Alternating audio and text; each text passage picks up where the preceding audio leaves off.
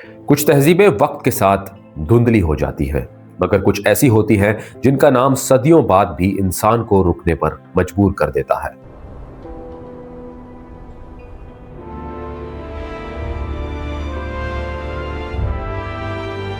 कदीम मिस्र भी इन्हीं में से एक है। ये कहानी किसी एक बादशाह की नहीं, किसी एक शहर की नहीं, बल्कि एक ऐसे दरिया, एक ऐसी जमीन और एक ऐसे ख्याल की है जिसने इंसान को ये सिखाया कि जिंदगी सिर्फ आज का नाम नहीं, बल्कि आने वाले कल का वादा भी हो सकती है। हजारों साल पहले जब दुनिया के ज्यादातर इलाके वीरान थे, जब इंसान छोटे छोटे ग्रोहों में बटा हुआ था, इसी वक्त अफ्रीका के शुमाल में एक दरिया बहता था जिसने एक गैर मामूली तहजीब की बुनियाद रखी। इस दरिया का नाम नील था। नील सिर्फ पानी का बहाव नहीं था, बल्कि जिंदगी की लकीर था। जहां नील जाता वहां सब्जा आता, फसल उगती और इंसान बस जाता। कदीम मिस्र की इब्तिदा को समझे बगैर इस तहजीब के राज समझना मुमकिन नहीं। हर साल नील का पानी फैलता, जमीन को सैराब करता और फिर वापस अपने किनारों में चला जाता। इसके बाद जमीन जरखेज हो जाती। यही वजह थी कि कदीम मिस्री नील को एक नेमत समझते थे। इनके नजदीक यह महज दरिया नहीं, बल्कि जिंदगी देने वाली ताकत था। इब्तिदाई जमाने में लोग नील के किनारे छोटी छोटी बस्तियों में रहते थे। ये बस्तियां आहिस्ता आहिस्ता मजबूत होती गई। लोग खेती बाड़ी सीख गए, मवेशी पालने लगे और एक दूसरे के साथ रहने के असूल बनाने लगे। यही वो मरहला था जहां इंसान ने खाना बदोशी छोड़कर मुस्तकिल जिंदगी की तरफ कदम बढ़ाया। वक्त के साथ इन बस्तियों के दरमियान ताल्लुकात बने, कभी ताउन हुआ, कभी झगड़े हुए, मगर नील ने सबको एक दूसरे से जोड़े रखा। तारीखदानों के मुताबिक यही दरिया वो अंसर था जिसने मुख्तलिफ ग्रोहों को एक बड़ी तहजीब में बदलने का रास्ता हमवार किया। जैसे जैसे आबादी बढ़ी, नज़्म व ज़ब्त की ज़रूरत महसूस हुई। लोगों को ऐसे रहनुमाओं की ज़रूरत पड़ी जो फैसले कर सकें, तनाज़ात हल करें और ज़मीन की तकसीम को मुनज़्ज़म करें। इसी दौर में मिस्र में इब्तिदाई हुक्मरान सामने आए। ये हुक्मरान महज सियासी लीडर नहीं थे, बल्कि मजहबी हैसियत भी रखते थे। कदीम मिस्रियों का मानना था कि इनके हुक्मरान देवताओं के नुमाइंदे हैं। ये ख्याल एक दिन में पैदा नहीं हुआ, बल्कि वक्त के साथ मजबूत होता गया। जब लोगों ने देखा कि एक मजबूत हुक्मरान नील के पानी की तकसीम बेहतर कर सकता है, फसलों को महफूज बना सकता है और दुश्मनों से दिफा कर सकता है, तो इसकी हैसियत बढ़ती चली गई। यही वो मरहला था जब मिस्र में बादशाहत का तस्वर पैदा हो गया। बाद में इन्हीं हुक्मरानों को फिरौन कहा गया।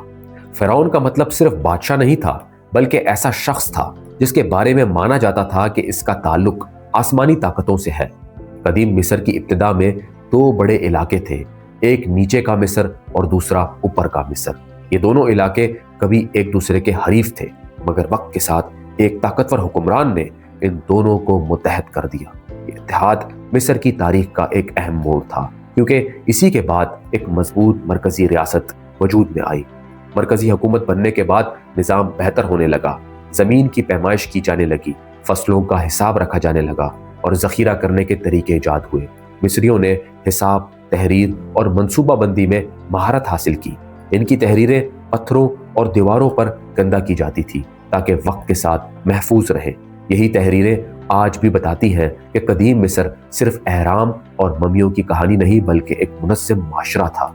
एक ऐसा माशरा जहां किसान, कारीगर, सिपाही और हुक्मरान सब एक निज़ाम का हिस्सा थे। कदीम मिस्रियों के लिए वक्त का तस्वर भी मुख्तलिफ था।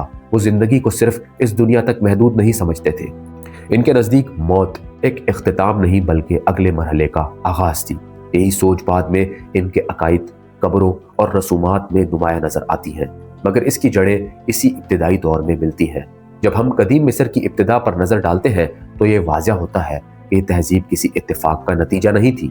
नील का दरिया, जमीन की जरखेजी, इंसानी अकल और इज्तिमाई निज़ाम ने मिलकर एक ऐसी तहजीब को जन्म दिया जो हजारों साल तक कायम रही। ये वो ज़माना था जब मिस्र के लोग अपने माहौल को समझने लगे थे। वो आसमान की हरकत को देखते, मौसमों को पहचानते और वक्त का हिसाब रखते थे। यही मुशाहिदा बाद में इनके कैलेंडर, इबादात और तामीरात की बुनियाद बना। कदीम मिस्र की कहानी हमें यह भी बताती है कि ताकत सिर्फ तलवार से नहीं आती, कभी कभी ताकत नज़म, इल्म और सब्र से भी पैदा होती है। यही वजह है कि मिस्र की तहजीब जंगों से ज्यादा अपने निज़ाम की मजबूती की वजह से पहचानी जाती है। قدیم مصر کی تہذیب جب مضبوط بنیادوں پر کھڑی ہو گئی تو اس کے بعد ایک سوال سب سے اہم بن گیا: اقتدار کس کے ہاتھ میں ہوگا اور اسے کس طرح چلایا جائے گا؟ اسی سوال کا جواب ہمیں فرعون کی شکل میں ملتا ہے۔ فرعون صرف ایک حکمران نہیں تھا، وہ پورے نظام کی روح سمجھا جاتا تھا۔ اس کے بغیر مصر کا تصور مکمل نہیں ہوتا تھا۔ قدیم مصریوں کے نزدیک فرعون کوئی عام انسان نہیں تھا، وہ اسے زمین پر دیوتاؤں کا نمائندہ سمجھتے تھے۔ یہ عقیدہ وقت کے ساتھ مضبوط ہوتا گیا۔ جب لوگ دیکھتے تھے کہ فرعون کے حکم سے نہریں بنتی ہے، زمین تقسیم ہوتی ہے، اناج جمع ہوتا ہے اور دشمن دور رہتے ہیں، تو ان کے دل میں یہ یقین بیٹھتا چلا گیا کہ فرعون کا تعلق کسی بلند طاقت سے ہے۔ یہی وجہ تھی کہ فرعون کی بات کو قانون سمجھا جاتا تھا۔ اس کے حکم پر سوال اٹھانا نہ صرف بغاوت تھی بلکہ گناہ بھی سمجھا جاتا تھا۔ اس طرح مذہب اور سیاست ایک دوسرے میں اس طرح گھل مل گئے کہ انہیں الگ کرنا ممکن نہیں رہا۔ فرعون اکیلا حکومت نہیں کرتا تھا، اس کے ارد گرد ایک پورا درباری نظام موجود ہوتا تھا۔ اس نظام میں وزیر، کاتب، افسر اور مذہبی رہنما شامل تھے۔ وزیر کو فرعون کا سب سے قریبی ساتھی سمجھا جاتا تھا۔ وہ روزمرہ کے انتظامی معاملات دیکھتا، فیصلوں پر عمل کراتا اور نظام کو چلائے رکھتا تھا۔ کتابوں اور آثار قدیمہ سے ملنے والی معلومات کے مطابق کاتبوں کا کردار بہت اہم تھا۔ یہ لوگ لکھنا پڑھنا جانتے تھے، جو اس زمانے میں عام بات نہیں تھی۔ زمین کا حساب، اناج کا ریکارڈ، ٹیکس کی تفصیل، سب کچھ انہی کے ذریعے محفوظ کیا جاتا تھا۔ یہی تحریریں آج ہمیں قدیم مصر کے نظام کو سمجھنے میں مدد دیتی ہیں۔ عام لوگوں کی زندگی فرعون کے دربار سے بالکل مختلف تھی، مگر وہ بھی اسی نظام کا حصہ تھے۔ زیادہ تر لوگ کسان تھے، ان کی زندگی نیل کے پانی کے ساتھ جڑی ہوئی تھی۔ جب نیل میں پانی آتا وہ کھیتی کی تیاری کرتے اور جب پانی واپس جاتا بیج بوتے۔ ان کی محنت سے ہی پورا مصر چلتا تھا۔ کسانوں کے علاوہ کاریگر بھی تھے۔ یہ لوگ برتن بناتے، کپڑا تیار کرتے، زیور بناتے اور تعمیرات میں حصہ لیتے۔ قدیم مصر کی عمارتیں، مجسمے اور دیواروں پر گندہ تصویریں انہی کاریگروں کی محنت کا نتیجہ ہیں۔ ان کا کام صرف روزگار نہیں تھا بلکہ عبادت بھی سمجھا جاتا تھا، کیونکہ وہ فرعون اور دیوتاؤں کے لیے کام کرتے تھے۔ سپاہیوں کا ایک الگ طبقہ تھا۔ ان کا کام مصر کی سرحدوں کی حفاظت کرنا اور اندرونی امن قائم رکھنا تھا۔ اگرچہ مصر زیادہ تر اپنے نظام کی مضبوطی سے قائم رہا، مگر وقتاً فوقتاً اسے بیرونی خطرات کا سامنا بھی کرنا پڑا۔ ان حالات میں یہی سپاہی آگے آتے تھے۔ قدیم مصر میں معاشرتی تقسیم واضح تھی، مگر یہ مکمل طور پر بند نہیں تھی۔ کچھ لوگ محنت اور قابلیت کے ذریعے بہتر مقام حاصل کر لیتے تھے۔ خاص طور پر کاتب بننا ایک ایسا راستہ تھا جس سے عام خاندان کا فرد بھی اعلیٰ مقام تک پہنچ سکتا تھا۔ فرعون کی زندگی عام لوگوں سے بالکل مختلف تھی۔ وہ عظیم محلات میں رہتا، خاص لباس پہنتا اور اس کی ہر حرکت ایک رسم کی صورت میں ہوتی تھی۔ اس کا اٹھنا بیٹھنا، کھانا پینا، سب کچھ طے شدہ اصولوں کے مطابق ہوتا تھا۔ اس کا مقصد یہ دکھانا تھا کہ وہ عام انسان نہیں بلکہ ایک خاص ہستی ہے۔ فرعون کے لیے سب سے اہم بات نظم کو برقرار رکھنا تھا۔ قدیم مصری اس نظم کو کائناتی توازن سمجھتے تھے۔ ان کے نزدیک اگر یہ توازن بگڑ جائے تو قحط، بیماری اور تباہی آ سکتی ہے۔ اسی لیے فرعون کی ذمہ داری صرف حکومت کرنا نہیں بلکہ اس توازن کی حفاظت کرنا بھی تھی۔ مذہب عام زندگی میں بھی گہرائی سے شامل تھا۔ لوگ مختلف دیوتاؤں کی عبادت کرتے، مگر سب سے بلند مقام فرعون کا ہی تھا۔ مندروں میں رسومات ادا کی جاتی، قربانیاں دی جاتی اور دعائیں مانگی جاتی تاکہ نیل کا پانی وقت پر آئے اور فصلیں اچھی ہوں۔ قدیم مصر کی طاقت کا راز یہی تھا کہ اس نے اقتدار، مذہب اور روزمرہ زندگی کو ایک ہی دھاگے میں باندھ دیا تھا۔ کوئی بھی شخص اس نظام سے باہر نہیں تھا۔ ہر کوئی کسی نہ کسی شکل میں فرعون کی حکومت کا حصہ تھا۔ وقت کے ساتھ یہ نظام مضبوط سے مضبوط ہوتا چلا گیا۔ ایک فرعون کے بعد دوسرا آتا، مگر بنیادی ڈھانچہ وہی رہتا۔ یہی تسلسل مصر کو دوسری قدیم تہذیبوں سے ممتاز کرتا ہے۔ جہاں دوسری جگہوں پر نظام بار بار ٹوٹتا، مصر میں صدیوں تک ایک ہی طرز قائم رہا۔ جب قدیم مصر کی بات ہوتی ہے تو ایک منظر فوراً ذہن میں آتا ہے۔ صحرا، نیلا آسماں اور اس کے بیچ کھڑے وہ عظیم ڈھانچے جو ہزاروں سال بعد بھی اپنی جگہ قائم ہے۔ اہرام یہ صرف پتھر نہیں ہے، یہ سوال ہے۔ ایسے سوال جن کا سامنا ہر دور کے انسان نے کیا۔ یہ سوال سب سے پہلے یہ ہے کہ اہرام کیوں بنائے گئے؟ قدیم مصریوں کے نزدیک موت اختتام نہیں تھی۔ ان کا یقین تھا کہ اصل زندگی موت کے بعد شروع ہوتی ہے۔ ان کے مطابق انسان کی روح زندہ رہتی ہے، مگر اس کے لیے جسم کا محفوظ رہنا ضروری ہے۔ یہی سوچ احرام کی بنیاد بنا۔ احرام دراصل فرعون کی آخری آرام گاہ تھے، مگر یہ آرام عام نہیں تھا، یہ ایک عہدی سفر کی تیاری تھی۔ ابتدائی دور میں قبریں سادہ ہوتی تھی، زمین میں ایک کمرہ کھودا جاتا تھا، لاش رکھی جاتی اور اوپر مٹی ڈال دی جاتی تھی۔ مگر وقت کے ساتھ فرعونوں کی طاقت بڑھی، ان کے بارے میں عقیدہ مضبوط ہوا اور قبریں بھی بدلتی گئیں۔ اب سادہ قبریں کافی نہیں تھی، فرعون کے لیے کچھ ایسا بنانا تھا جو اس کی عظمت کو ظاہر کرے اور اس کے جسم کو ہمیشہ کے لیے محفوظ رکھے۔ یوں پہلی سیڑھی دار قبریں بنی، یہ احرام کی ابتدائی شکل تھی۔ ان کے بعد آہستہ آہستہ شکل بدلی، دیواریں ہموار ہوئی اور آخر کار وہ احرام وجود میں آئے جو آج بھی دنیا کو حیران کرتے ہیں۔ احرام کی تعمیر ایک دن یا ایک سال کا کام نہیں تھی، یہ کئی دہائیوں پر پھیلا ہوا منصوبہ ہوتا تھا۔ ہزاروں مزدور، کاریگر، کاتب اور نگران اس میں شامل ہوتے تھے۔ قدیم تحریروں اور آثار قدیمہ سے ملنے والے شواہد بتاتے ہیں کہ یہ مزدور غلام نہیں تھے، بلکہ زیادہ تر عام لوگ تھے جو مقررہ وقت کے لیے کام کرتے تھے، خاص طور پر اس وقت جب نیل میں پانی زیادہ ہوتا اور کھیتی ممکن نہیں ہوتی تھی۔ یہ لوگ پتھر کاٹتے، انہیں مخصوص راستوں سے گھسیٹتے اور بڑی مہارت سے ایک کے اوپر ایک رکھتے تھے۔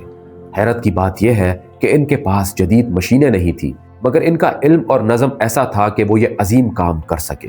پتھروں کو اس طرح تراشا جاتا تھا کہ وہ آپس میں بالکل فٹ بیٹھ جائیں۔ آج بھی بعض جگہوں پر ان پتھروں کے درمیان خالی جگہ نہ ہونے کے برابر ہے۔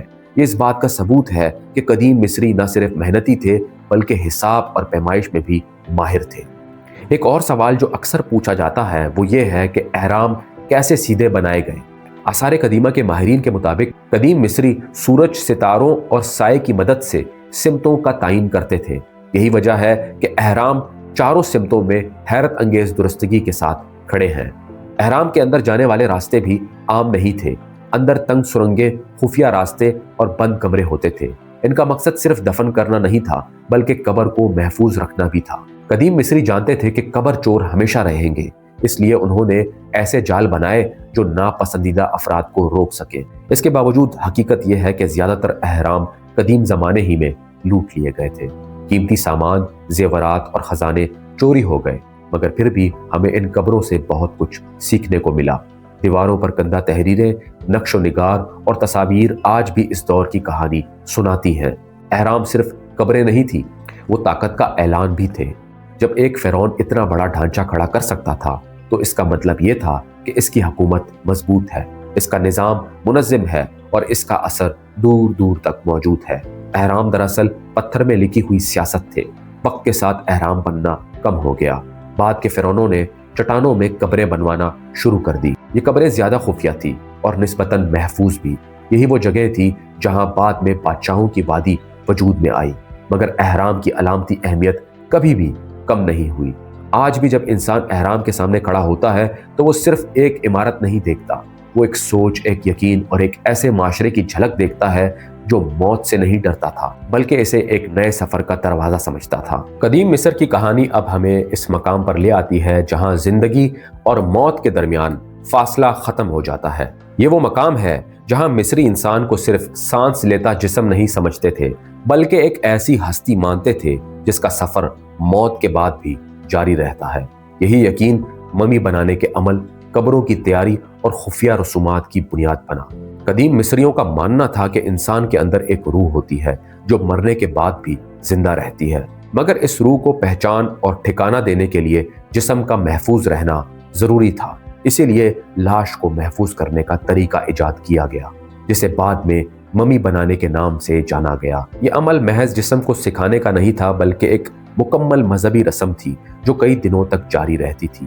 لاش کو مخصوص طریقے سے صاف کیا جاتا، اندرونی اعضاء نکالے جاتے اور انہیں الگ برتنوں میں محفوظ کیا جاتا۔ جسم کو خاص نمک کے ذریعے خشک کیا جاتا تاکہ وہ خراب نہ ہو۔ اس کے بعد جسم کو کپڑے میں لپیٹ دیا جاتا اور اس کے ساتھ مختلف چیزیں رکھی جاتی جو مرنے والے کے اگلے سفر میں کام آ سکے۔